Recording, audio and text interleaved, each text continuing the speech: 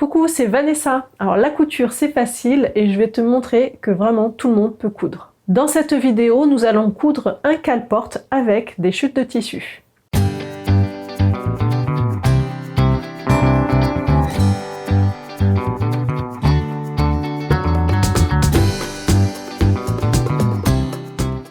Alors ce cale-porte, j'ai choisi de le faire cubique, donc ça va être comme un gros dé en fait.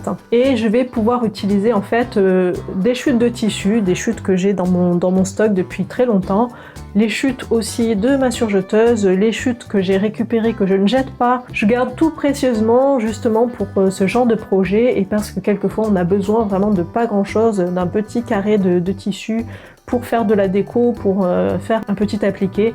Donc le tissu ça ne se jette pas, ça se réutilise. Donc mon cube mesure 20 cm de côté, donc j'ai coupé 6 carrés de tissu différents de 22 cm de côté. Donc j'ai pris 3 tissus imprimés différents et 3 carrés de tissu du même tissu, parce que je n'avais pas d'autres roses, d'autres couleurs qui étaient assorties avec en uni, et j'avais envie de faire quelque chose où il y aurait un petit peu de tout, de l'uni et du motif. Donc après à toi de choisir en fonction de tes tissus, de tes chutes de tissu, et c'est plus joli aussi si les coloris sont assortis. Là moi j'ai une dominante de rose.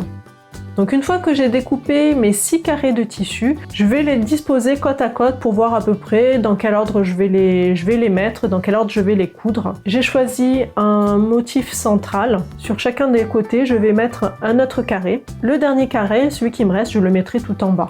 Et ensuite, il me suffit de faire toutes mes coutures, endroit contre endroit. Donc je vais faire ma première couture, donc je vais retourner le carré du haut. Je le pose sur le carré central, endroit contre endroit. J'épingle tout le long. Et je vais coudre à 1 cm du bord, mais en laissant une marge de 1 cm de chaque côté. Je fais ma couture au point droit à la machine à coudre en faisant bien des allers-retours au début et à la fin de la couture. Voilà, là. Donc là tu vois, je n'ai pas cousu jusqu'au bout du tissu, les deux bords sont libres, il y a encore 1 cm de marge. Et je vais coudre comme ça tous les carrés ensemble. Donc là j'ai rabattu celui du dessus, je vais rabattre le carré du dessous. Pareil, j'épingle et je fais ma couture à 1 cm du bord en laissant dépasser une marge de 1 cm au début et à la fin de la couture. Je pose tout au bout, je vais poser mon dernier carré endroit contre endroit sur celui du bas, sur le carré du bas. Je couds avec 1 cm de marge. Ensuite, je rabats le carré du côté. Je fais ma couture pareil. Je rabats le carré de l'autre côté, endroit contre endroit. Je fais ma couture. Et maintenant, on va monter, on va coudre les côtés, donc la partie perpendiculaire, c'est là qu'on va vraiment commencer à former le cube. Donc on va poser les deux carrés, ces deux carrés là, endroit contre endroit, et on va coudre ici, toujours pareil, à 1 cm du bord, en laissant une marge de 1 cm à chaque bout. Donc là, on voit comme j'ai laissé 1 cm de marge tout à l'heure pendant ma couture, donc là c'est vraiment facile de poser mes deux carrés endroit contre endroit et de ne coudre que sur la partie nécessaire.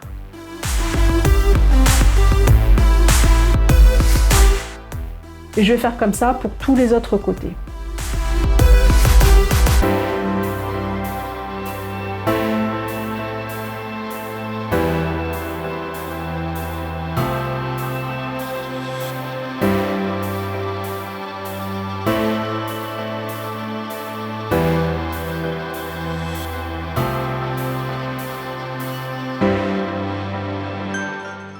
Ensuite, il ne reste plus qu'à rabattre le dernier côté sur le reste du cube.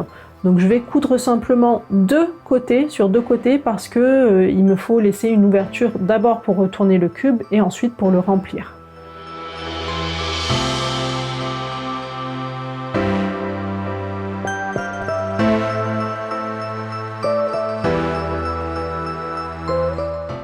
Et je retourne tout à l'endroit.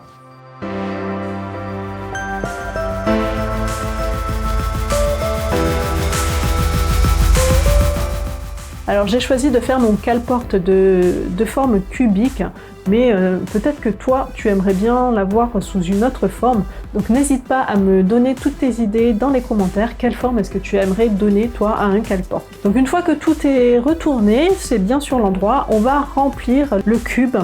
Alors moi je vais utiliser beaucoup de chutes de tissu, mais si tu veux vraiment que ça soit vraiment très lourd, n'hésite pas à rajouter d'autres choses qui soient bien lourdes aussi, comme des noyaux de cerises, du riz, des galets même à l'intérieur. Après, ça dépend de l'utilisation que tu vas en faire. Le tissu déjà à la base, c'est quand même déjà assez lourd. Ça va quand même bien tenir la porte si c'est une porte qui par exemple se ferme tout le temps toute seule, qui ne tient pas en place. Un cube rempli de tissu comme ça, ce cube-là, il est suffisant. Si c'est vraiment pour empêcher que la porte ne claque alors qu'il y a vraiment un gros courant d'air, je pense que ce ne sera pas suffisant. Moi, l'objectif, c'était aussi de me débarrasser pas mal de beaucoup de chutes de tissu que j'ai. Donc je remplis avec tout ça, avec les chutes de surjeteuses que j'ai gardées, donc ça fait pas mal de poussière, mais ça remplit très bien le cube. Et il me restait aussi pas mal de chutes de tissu, vraiment des petites chutes avec lesquelles je ne peux pas faire grand chose. Je les mets dedans, donc plus on va tasser et plus on pourra en mettre et plus ce sera lourd, donc vraiment faut pas hésiter à bien tasser. On s'occupe pas trop de la forme parce que pour le moment ça va être juste une grosse boule un peu difforme, mais on va malaxer après tout ça le cube et puis on va lui donner la forme ensuite à la fin, à la main, une fois qu'on aura refermé l'ouverture. Donc une fois que j'ai bien rempli mon cube, que je pense que là c'est à peu près bien, donc il faut pas non plus, il faut pouvoir encore le fermer à la main, le cube, hein, donc il faut pas trop tasser non plus, pour qu'on puisse encore fermer, faire la couture. Donc pour la couture, je vais faire une couture à la main, une couture invisible à la main, parce que c'est plus joli. Donc pour faire ma couture à la main, je prends une aiguille et du fil. J'étire les deux côtés de mon cube, en repliant la marge de couture à l'intérieur, et j'essaye de bien, avec mes doigts, j'essaye de bien appuyer pour bien marquer le pli.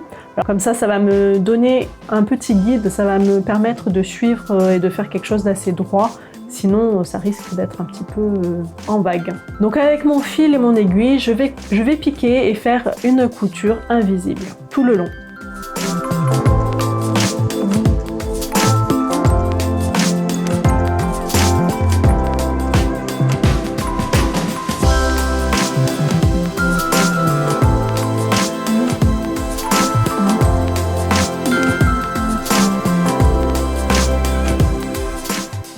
Et voilà, mon cube est terminé, donc on n'hésite pas à le refaçonner, à lui donner une jolie forme. Donc là, moi, c'est une forme cubique, hein.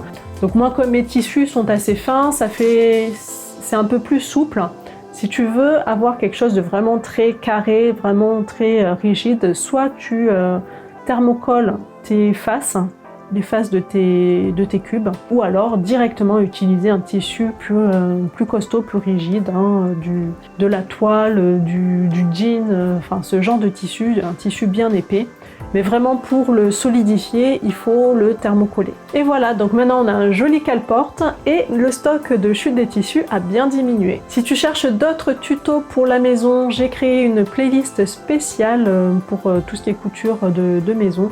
Donc je te mets le lien dans le petit i ici, tu le trouveras aussi dans la barre d'informations sous la vidéo. Et si tu as envie d'autres tutos, si tu as d'autres idées, n'hésite pas à m'en parler dans les commentaires, à mettre un petit pouce en l'air si cette vidéo t'a plu, à la partager avec tes amis, comme ça moi je saurai que c'est ce genre de vidéo là que tu as envie de voir et donc j'en créerai plus. Et je te donne rendez-vous la semaine prochaine pour un nouveau tuto couture.